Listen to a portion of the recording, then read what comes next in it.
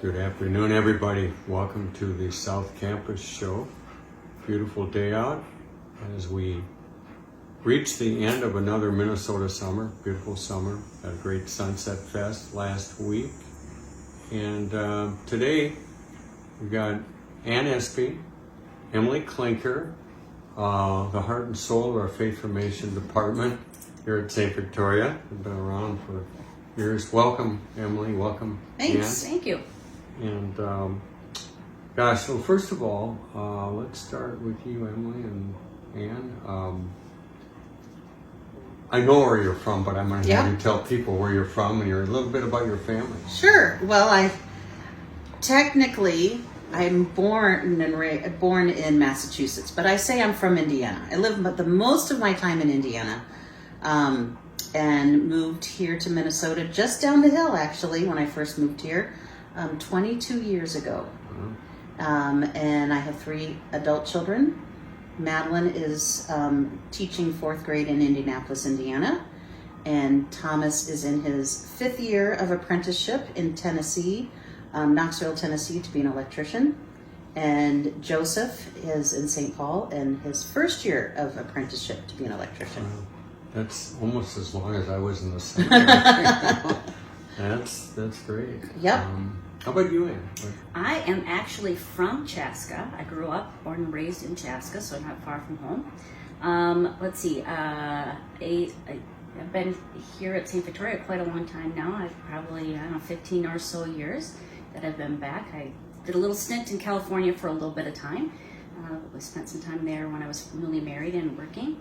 And I have 3 children. My oldest is Dan, he's 28. And then my middle son is Sam, who's 24, who's getting married here in about 9 months. So we're super excited about that at St. Victoria. And then my daughter Lily is 20. She's at the University of Minnesota studying electrical engineering. Wow, beautiful. So Ann is a Chaska High grad. I am. I'm a 4th generation Chaskan. Really? Yeah. Wow. That's unusual. There aren't many of those 4th generation that's right. families. So, first of all, you've both been in the world of faith formation here at St. Victoria some years. Well, everyone has their story, right? How'd you get into it? What do you do, So back in Indiana, I was teaching special ed and volunteering at my parish. And they no longer needed the number of special ed teachers, so I was let go and said to the DRE, I said, hey, do you have any jobs? And she did. So I started working as her associate, and then moved here to Minnesota years later and worked at Guardian Angels. And then you had an opening 10 years ago, and here I am. 10 years. Yeah. Emily, I can't believe it. I know. I've started my 11th year. Oh, wow, wonderful.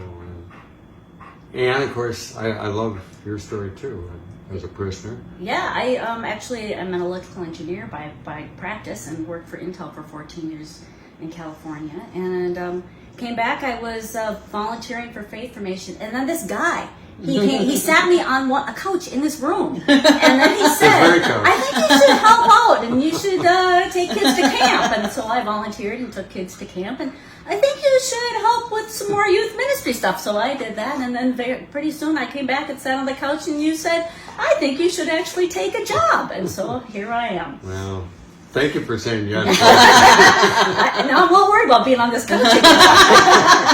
Have nothing to do. Yeah, okay. Just grateful you're here and both of you still doing what you do. It occurs to me, and we've talked about, I think both of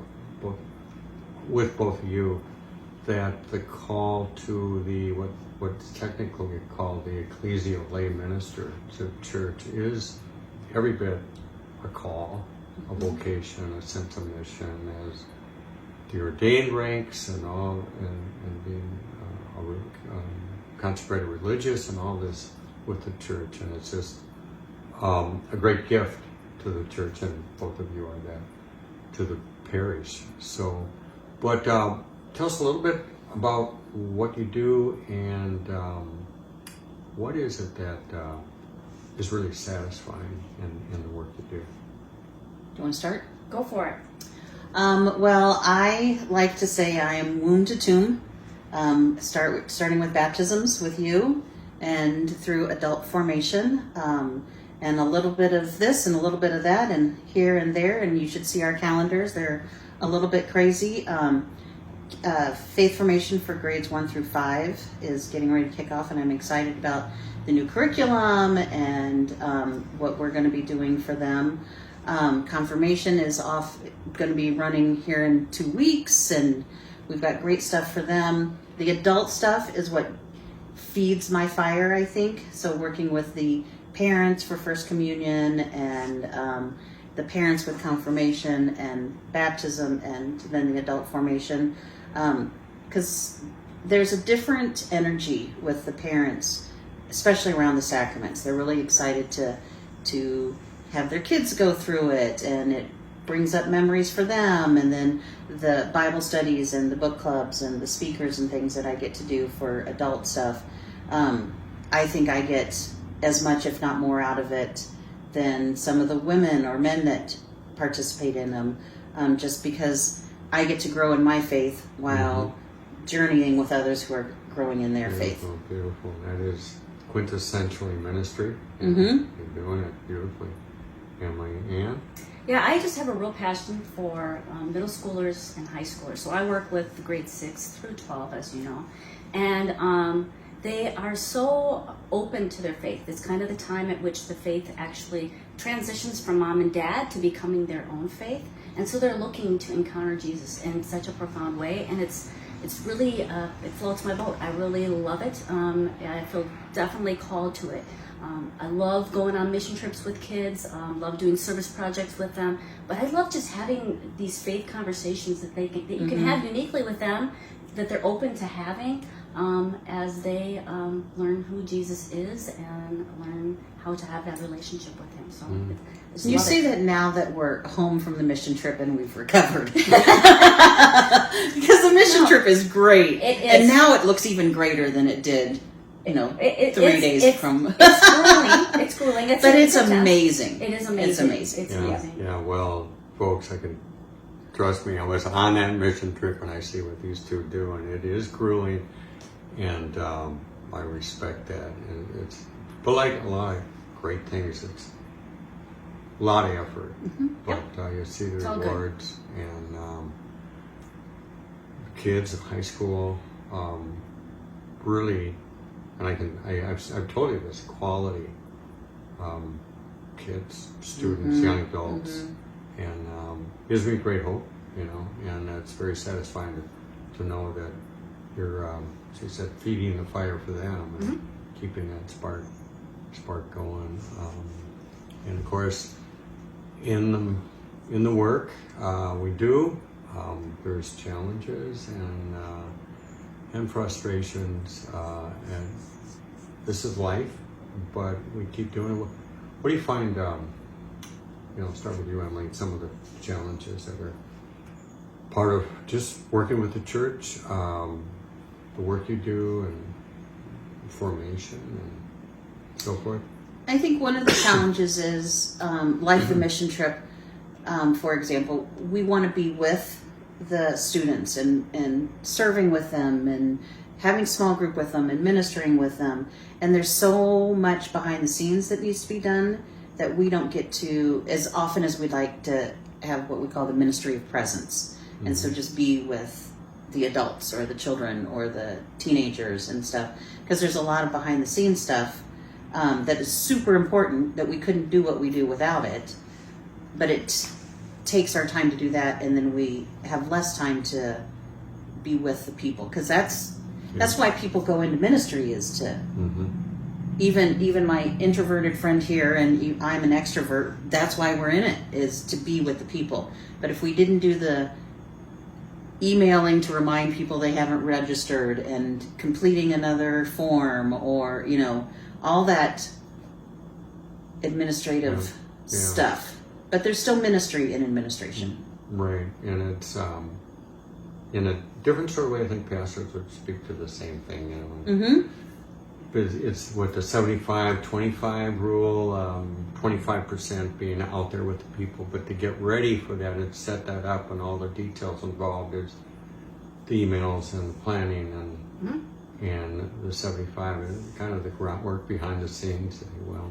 But And making sure we're providing the best we can provide. And that's best we can do, you know, and that's all I could ask, and you do it beautifully. And any other, you know. Yeah, I would just challenges. encourage everybody to, I think the more adults and the more teens and the more people that are involved in our program, the richer it becomes. So we've had an awesome group of confirmation leaders. We've got 30 high schoolers that come and help with our middle school program. But every time somebody else comes and they share their gift, it makes the program that much richer. So I guess that's where I would really say, I think it's the greatest opportunity rather than like a drudgery thing. It's just getting more and more people involved, sharing their gift to create just a better community where we all belong more fully. Beautiful. And kind of a segue into that, you know, so if a parishioner maybe they think they don't have a lot of gifts, but they do, and they discover, and kind of like you discovered your gift for middle school and high school, you know, when you were doing your work more with professional career, electrical engineer, now you're turning out light bulbs in whatever way. That's right. Use the analogy, but you know, if someone wants to just, I say, tip their toe in the water, their toe, and find out what it's about, what suggestions do you have? Well, I think, you know, everybody has a gift. It can be anything from, I want to come and help take pictures. So we take pictures of the teens every year so that we can learn who they are and the confirmation leaders. It's not that hard to sit there and take pictures and then have that interaction with kids a little bit. It can be, I want to help with hospitality. So a lot of times we have different events. For example, we'll do a 9th grade retreat with parents and students, and we need someone to fill water or make the coffee. It can be little things like that. We need help in the office. Maybe you're really good at, you know, stuffing bins. I would just encourage people to be involved, because when you see kids and you see families starting to live their faith, it actually brings your faith alive. I think that's why I do this job. For me, it's almost a selfish reason. As I'm around this, I'm like, wow, Jesus is present. And so I would encourage everybody, whatever you got, out there in television streaming land, just give us a holler and say, hey, I can help. Come up on Wednesday nights and stuff your bins, or take pictures, or welcome kids, or take attendance. And I want to be around that energy. I want to be around Jesus in that way. Beautiful. So folks, I think what Ann and Emily are saying, don't be bashful. Yeah. No. Step forward, and I really do think every ministry has a logistical component and a hospitality component, almost every, you know, and that's true with faith formation and hospitality, logistics. It's all Big or small. it's all appreciated and really good. You know, I'm going to ask, you alluded to it, like you're different people, but you kind of work together and you work as a team. And I might add, shorthanded this past year, figuring out a way to do it, which you're very resourceful, you know, and just do what you can. It's all good. What do you see as the gift in each other? What do you see as The gift in Emily is so no one believes I'm an introvert, but I really am an introvert. I need that time, and I'm not as good at reaching out to people and having those conversations. But Emily does a beautiful job at that. And so when we have big gatherings with a lot of people we don't know, as an introvert, I'll tell you a secret. I want to go hide in the corner. I don't mind hanging with the kids I know, but yeah, all these adults, I'm like, woo! But that's where Emily just shines, and she really comes through and helps partner in that way. Emily, how about Anne thinks through the steps and the logistics. And I feel like I'm a logistics person, but I'm a fly by the seat of my pants logistics person. Anne has us scheduled so that we don't miss a beat, and really thinks about, no, we should even say it this way versus that way, and all these great things that make such a big difference to think through, and to even to challenge, hey Emily, what about this, or you know, those kinds of things. Anne does an amazing job of the details. And then she does say she's an introvert, and I have a hard time believing it, but I do believe her. She puts on the show, and she can proclaim amazing witness to the kids, and so she's an extroverted introvert. So she puts it on, and she can say the message. No, I've told you that, Anne. You have a great presence in front of a group. Passionate, caring presence, introvert, extrovert, whatever you are. That's what you bring, and that's beautiful too. But no, And she's not afraid to wear a costume. No. have some fun and all of that. And, I just like to talk to people. Work on use your gifts. Yeah, well, And that's what we do. It works well together. So, but thank you for taking a little bit of time and the busy schedule. September, we crank. You know, and I want to say I'm in there. My role with Faith Formation is I kind of wait for my marching orders from these two, and then I show up, and they make it easy, and I love it too. So, but thanks for joining. And we don't have the magic cat today. We're gonna let you off. Oh, okay. But I will ask you both. What's one of the better movies you've seen this summer or this year? Well, I saw Top Gun, and that was fantastic. I watched the original one at home before, and then I went to see it.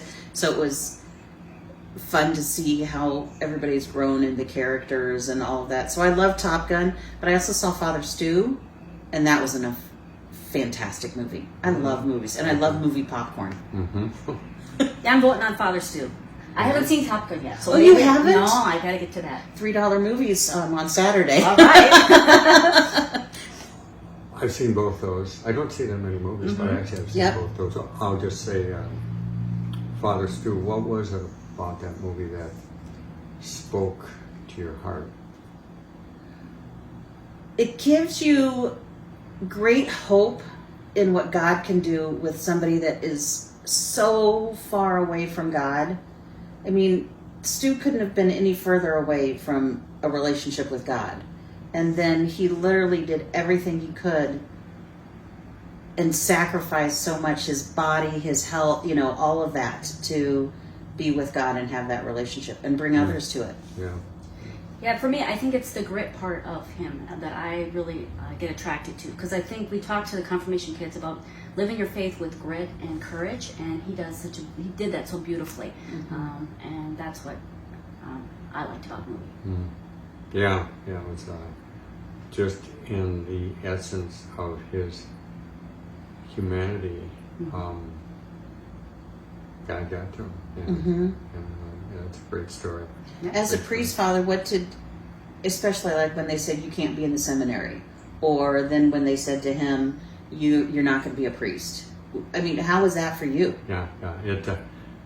Well, you could almost see it. It's kind of like, oh, really? We're going to show you. I loved his grit and saying, okay.